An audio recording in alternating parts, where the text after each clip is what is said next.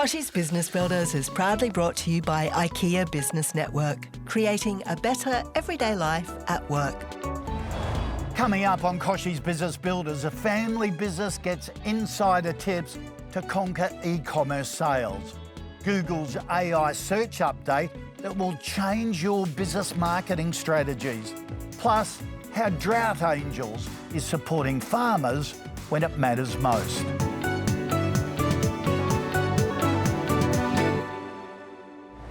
G'day and welcome to another episode of Kochie's Business Builders, your go-to show for small business tips and inspiration. Now today we're diving into direct-to-consumer sales with BX Earth, founded by Mark Ray and Rob Janser. BX Earth creates natural botanicals for homeware and skincare, and they've even got products for our furry friends as well, all made with organic Aussie ingredients.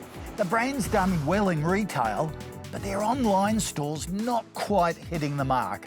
So we've brought in KBB expert Paul Waddy, author of Selling Online for Dummies and Shopify for Dummies, to help them out.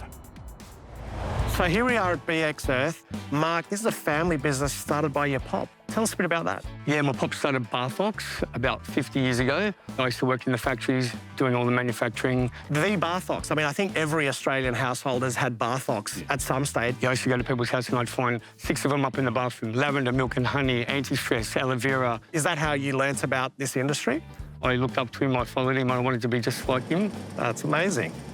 Well, that's the family business. All right, I'm going to let you two have a chat and I'm going to go fill some orders. So, Rob, how long's BX Earth been around? BX Earth is a brand started off about 7 years ago now, and we're all about natural ingredients and being at a price that's affordable every day rather than being super premium. So, Rob, what products does BX Earth sell? So we have hand washes, we have body washes, we have candles and diffusers, and also more recently, about 3 years ago, we went into dog shampoos. And our proposition about dog shampoos was that it's a natural product, but it's affordable.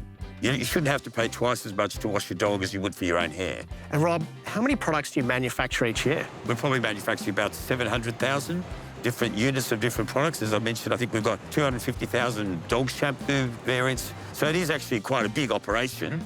Tell us about some of the challenges that you face in BX Earth. We want to have more connections with customers directly. And so that's one area that we're really starting to really ramp up and work more closely with. So BX Earth is a B2B business, but Rob, you're more interested in uncovering the D2C angles.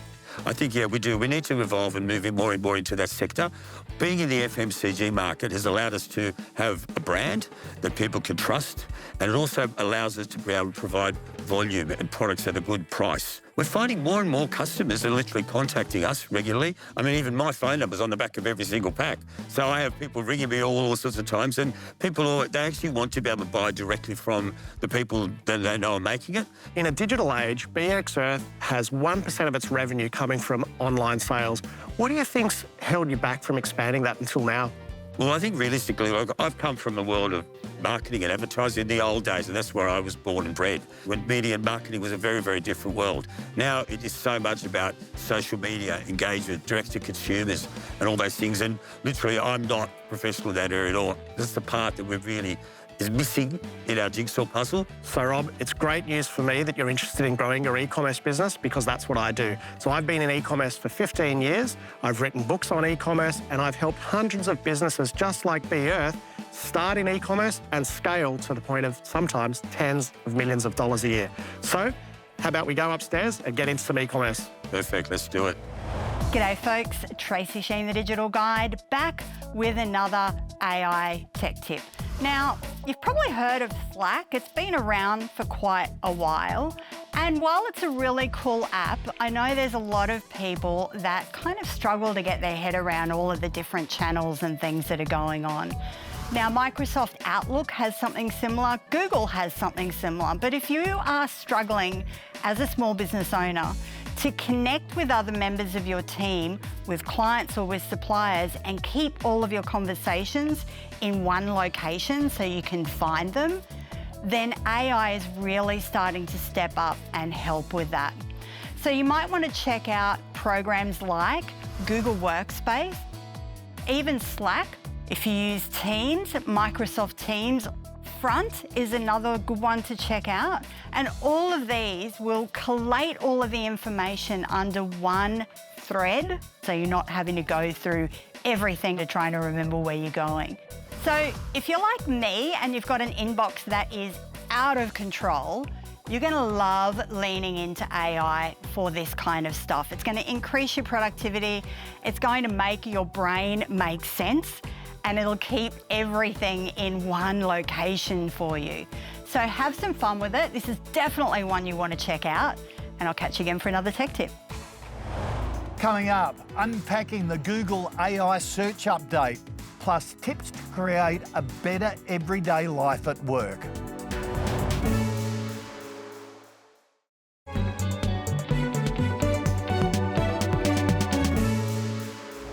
Welcome back to Kochie's Business Builders, where we're always keeping our fingers on the pulse of the latest digital trends to help your small business thrive. Today, we've got something big brewing in the world of Google. Their announcement about generative AI search has got everyone buzzing. I'm here with Nick Brogden, the brains behind Earned Media, to break it all down for you. Nick, first things first, what is this that Google are trialling? Right, so it's called AI Overview is what they're calling it. Now what it is, basically it's going to sit at the top of Google search results, similar to where you currently see featured snippets, which is, if you Google a question and it brings up a URL at the top with like a paragraph of text that you can read, like Wikipedia, something like that. Yeah. So it's going to sit up there. But this is designed to answer long-tail queries. Now, Google have always struggled with that because of the complexity of a long-tail query, which is sort of a unique search term specific to an individual person about multiple things. So an example of a query like that would be if someone wants to go on holidays in New South Wales, they say, is Port Macquarie or Newcastle a better destination for a family with kids under 3 and a really active dog? Now, if you Google that right now, Google would have trouble giving you an answer, so you'd have to break it down to specific areas, Google them, and then piece it together. Now, what this will do is you can search a query like that. It will then do its own research for you. It'll piece it together, and it'll give you one great answer. Well, so they hope. Yeah. Oh, okay. So how's it going to shake up SEO for small business? Probably in the longer term, it's going to make a pretty big impact, but for right now, it's definitely still in the testing stages. So it's something people need to pay attention to, but it's not going to directly affect yet.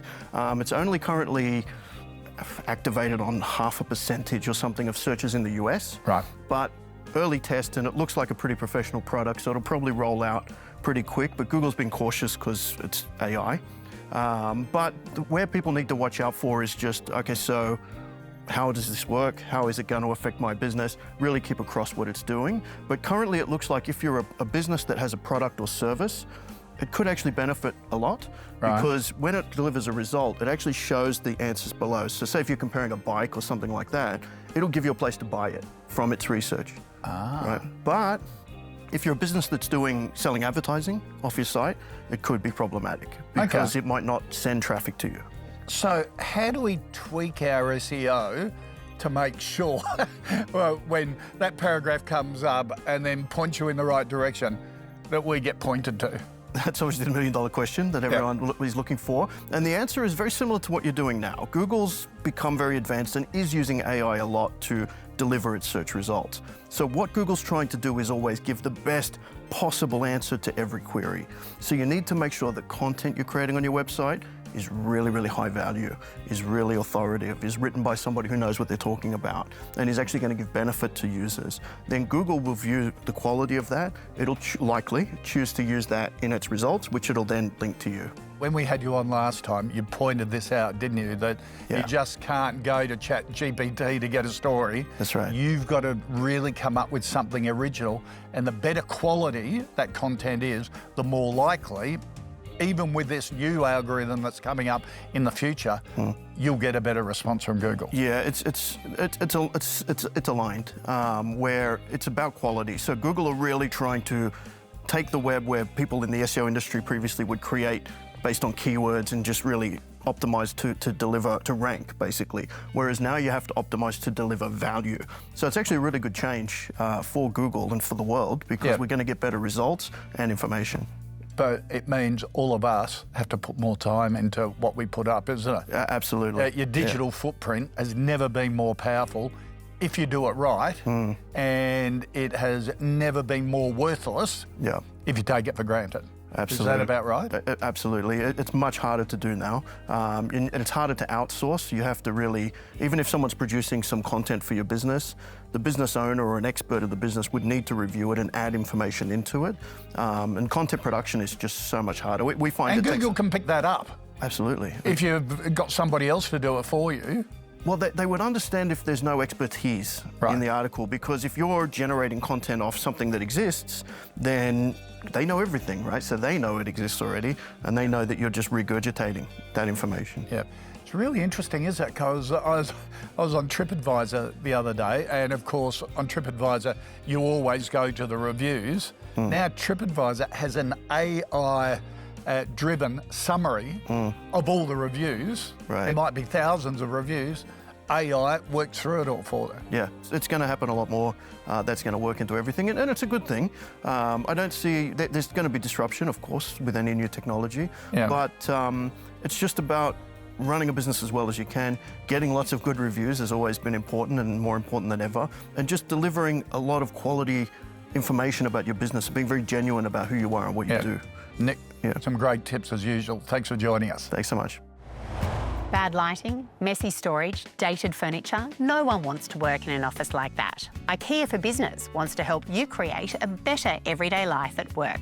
Try these 5 tips. Number 1, choose colours wisely. Orange, red and yellow are energising. Blue and green are calming. Keep that balance of both stimulating and soothing shades. 2, embrace the informal meeting zone. Comfortable armchairs, open bookcases and mood lighting can help teams feel more connected and productive. 3, let the natural light flow. If you can, replace walls with glass partitions. Choose low storage units and room dividers to keep your space light and airy. 4, clean up the cords. Take a look at lamps with inbuilt chargers for phones and tablets instead. 5, think ergonomically. Adjustable desks and ergonomic chairs can drastically improve how we feel at work.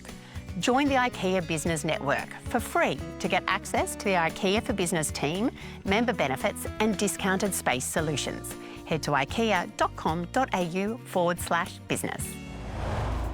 After the break, how Drought Angels are sowing seeds of hope for farmers in need.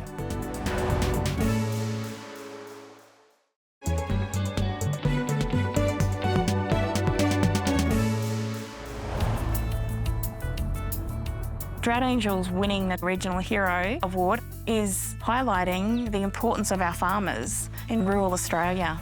I'm Tash Johnston, I'm the founder of Drought Angels. Drought Angels is a charity that ensures the people who put the food on our table never have to struggle to put the food on their own tables again. The inspiration for Drought Angels, I heard about a farmer back in 2014 who was trying to sell his cattle in the drought. He had the trucks come to take them to market, but when the trucks got there, the cattle were actually too poor to go on the trucks. So they left empty and left the farmer with his stock. The only way he could see out of this, sadly, was for him to shoot all of the remaining stock, and then he turned the gun on himself. And that just took me back to the early 90s when interest rates were at 20%. My parents had a property here in Queensland at Leeburn, and Mum was working 2 jobs, working about 18 hours a day just to keep the banks away and the food on the table. Mum had a big breakdown on the kitchen floor in front of me, and years later, I actually found out my parents had a suicide pact as well to get out of it if they couldn't get out of it. So after hearing about that farmer, I just needed to do something to stop another farmer from taking their life. Farmers are notoriously proud and certainly don't like putting their hand up for help. So at Drought Angels, we actually tell our farmers that we're not doing charity, we're not giving them charity, we're simply giving them a thank you for all they do to put the food on our tables and the clothes on our backs. And you can almost see them breathe a sigh of relief that they're not getting a handout, they're just simply getting a thank you gift. Drought Angels has evolved since 2014 from providing our farmers with grocery hampers and care packs. We now actually support our farmers with financial assistance. We also support them with mental health support, wellbeing check-ins, just in a time of need that they have somebody to talk to. Through our Angels on the Phone program. The inspiration for Angels on the Phone was learning from our farmers that they really need someone to talk to who understands the language, who understands life and the challenges of living on a farm and rurally and remotely. So here at Drought Angels, we have our Angels on the Phone who have grown up rurally or on farms, so they have a really good, strong understanding of the challenges that our farmers face on a daily basis. If they're in an area that's had a recent flood or a fire, our Angels are on the phone ringing to check on them to make sure they're okay. Have they been impacted? Whatever disaster might have happened in that area at the time, we'll always check in on them. And our Angels on the Road program, actually getting on farm helps us to build our relationship with our farmers, the trust with our farmers. They know that we're real people. We actually understand what they're going through. And by getting on farm, that's when we can find out, if their boots are held together with duct tape, or they'll go to make us a cup of tea and we can see that the fridge is empty or the pantry is empty. We get a much better understanding of actually what they're going through without them actually having to tell us. Our local community within Chinchilla and the Western Downs was incredibly and has been incredibly supportive of us since we started. They understand the challenges that we face, our farmers face. I think everybody understands that without our farmers, we're all going to go hungry. Our Flano for a Farmer is our annual appeal. The first one is this year. It's about putting on a flano to support our farmers, because we all know that our farmers would take the shirt off their own back if we needed support. The challenges for us growing has been funding, resources, skills. So people can support Drought Angels by donations. Volunteering, we're always looking for volunteers. What's next for Drought Angels would to be expand our Angels on the Road and our Angels on the Phone program so that we can support the 89,000 farming family businesses around this country every day of the week through whatever challenging times that they're facing. After the break, it's time to place your orders when Paul Waddy shares his solutions with BX Earth for securing sales online.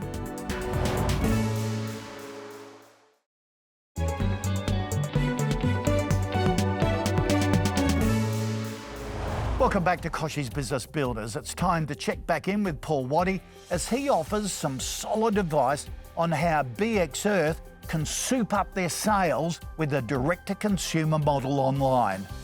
Okay, Rob, thanks for letting me take over your desk. We've come upstairs to have a look at your e-commerce business. So, e-commerce is 1% of your revenue currently, and we're looking to do a little more. Is that right? That's right. We really need to grow that channel more than anything else right now. So, Rob, tell us about the website. How long's it been going, and are you happy with it? The website's really only been going for about 2.5 years. We've spent minimal amounts of money on it. We've fed our social media through it as well to give it a bit of life and colour, but there's a lot that needs to be done with it. So we're here in what's called the back end of your website, your control panel. So this is where we're looking for certain KPIs such as conversion rates and so on. So I might just take you through yours and do a bit of a health check. That'd be great. So the first thing I noticed is the site's a little slow. So we want each page loading within 3 seconds. That's one of the key conversion rate levers. One thing you'll find interesting, Rob, is that more than 50% of visitors to a website will leave the website without even clicking once.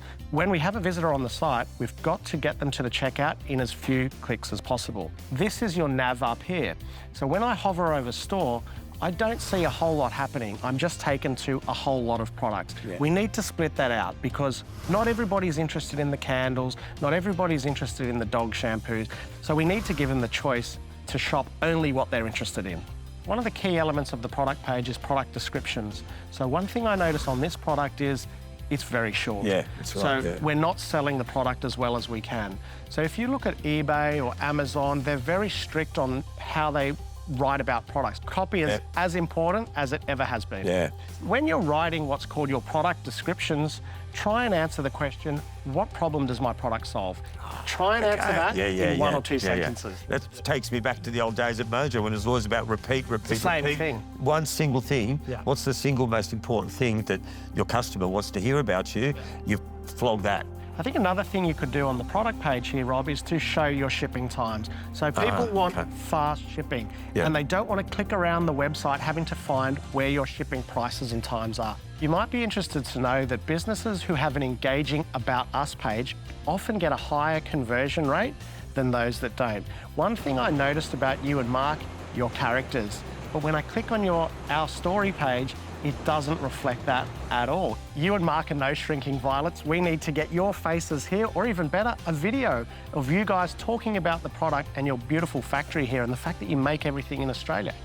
How about I leave that with you for a couple of weeks and check back in and see how you're going? It's the best advice I could have ever asked for. I really can't tell you how much and how grateful Mark and I are. Some terrific advice there from Paul that's sure to set BX Earth up for future success. But that's all we have time for today. It's also our last episode for the first half of this season. So keep an eye out for our return in spring. And remember, in the meantime, if you're looking for tips, the latest news or expert advice 24/7, you can find them online at kochiesbusinessbuilders.com.au or follow Kochie's Biz on Facebook, LinkedIn, Insta and X. We'll see you next time.